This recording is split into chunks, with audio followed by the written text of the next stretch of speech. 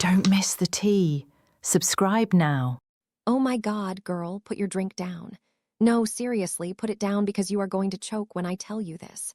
You know how my in-laws came up to visit us for the holidays, right?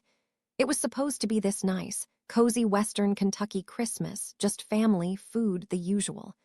Well, it has turned into a literal episode of Dateline, and I am shaking just talking about it. I am not even exaggerating. My hands are literally trembling, so get this. My in-laws, bless their hearts, they have 2 dogs. They love these dogs like they are their actual children. One of them was this gorgeous Australian cattle dog, a blue heeler. And I'm not talking about some frail little old thing. This dog was a tank. He was between 7 and 8 years old, totally healthy and massive for the breed. Just a good, sturdy boy. Let's call him Bandit. Because they were staying with us, they decided to board the dogs at this local doggy daycare place nearby. It seemed fine on the surface. You trust people, right? Wrong, girl, dead wrong. The holidays pass and it's time for them to pick up the pups. They walk in, leash in hand. And the owner of the daycare, let's call her the Wicked Witch of the West, she walks out and just drops a bomb. She looks my in-laws dead in the face and says, "Oh, the healer passed away." Just like that. No preamble, no phone call. She says, "He died today, earlier today." Now pause. If your dog died today, shouldn't they call you immediately? They waited for my in-laws to show up at the front door. But wait, it gets worse. My father-in-law asks, "Okay, where is he? We need to take him." And this woman has the audacity to say, "Oh, I already buried him." Silence. She said she took him to a friend's farm and buried him in the ground, without asking the owners. Who takes someone else's 80-pound dog and just drags it off to some random farm and puts it in the ground within hours of it dying. It screams cover-up, doesn't it? It screams shady. So my in-laws are in shock. They are grieving, they are confused, and they are intimidated because this woman is being incredibly aggressive.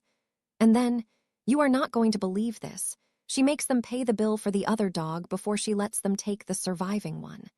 Can you imagine? "Sorry, I dumped your dead dog in a hole at a mystery location.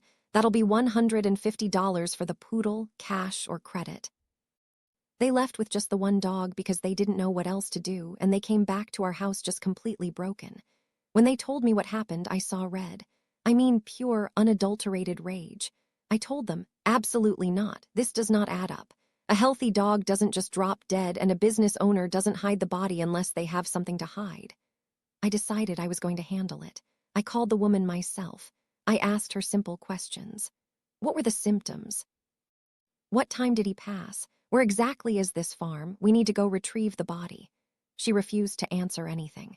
She got super defensive, super nasty, and basically told me it was none of my business. That was the final straw. I looked at my in-laws and said, "This isn't just bad business. This is criminal. We are calling the police." They were hesitant, but I told them, if that was my dog, I would burn the place down. We need the cops. So they gave me the go-ahead.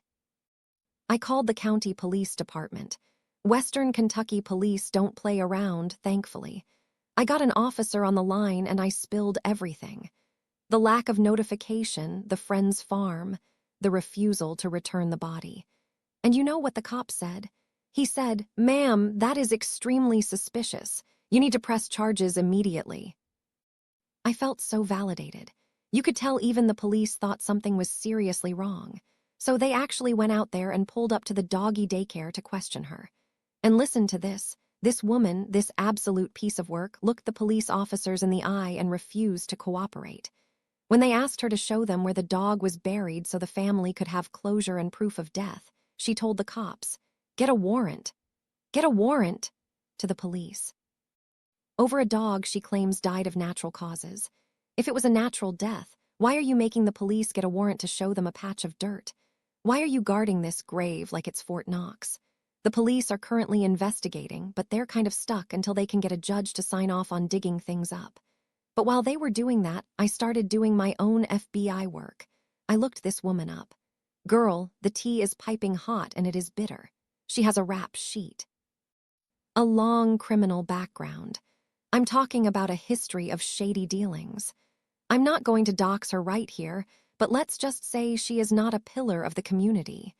This isn't just a sweet old lady who made a mistake. This is a career criminal running a dog kennel. And that brings me to the theory that is keeping me up at night. My in-laws are devastated thinking their dog is dead, but I have this gnawing, sick feeling in my gut. I don't think the dog is dead. Think about it. He's a purebred Australian cattle dog. He's huge, healthy, well-trained, and handsome. These dogs go for a lot of money, especially working dogs in a farm area like Western Kentucky. Why would she hide the body? Why would she refuse to say where he is? Why did she bury him so fast without showing anyone? Because there is no body. I think she sold him. I think she looked at this gorgeous dog, saw dollar signs, and sold him to some farmer, and then made up this half-assed story about him dying to cover her tracks. She probably thought my in-laws were just some out-of-towners who would cry a bit and go home. She didn't expect me to go full law and order, SVU on her. We want to bring her down. I don't just want a refund. I want her shut down. I want her license revoked. And more than anything, I want to find that dog. I want to reunite my in-laws with their baby. I'm frantic. I'm posting in local groups. I'm talking to neighbors. What do I even do? The police are investigating. But you know how slow that can be. Do I hire a private investigator? I just keep picturing that poor dog, confused, wondering where his parents are, while this witch is sitting there counting her money. If you have any ideas on how to pressure a shady business owner in the middle of nowhere, Kentucky, tell me now. Because I am ready to go to war. We are not letting this go. It's evil. Just pray for us, and if you know anyone in Western Kentucky who bought a full-grown blue heeler in the last week, call me immediately.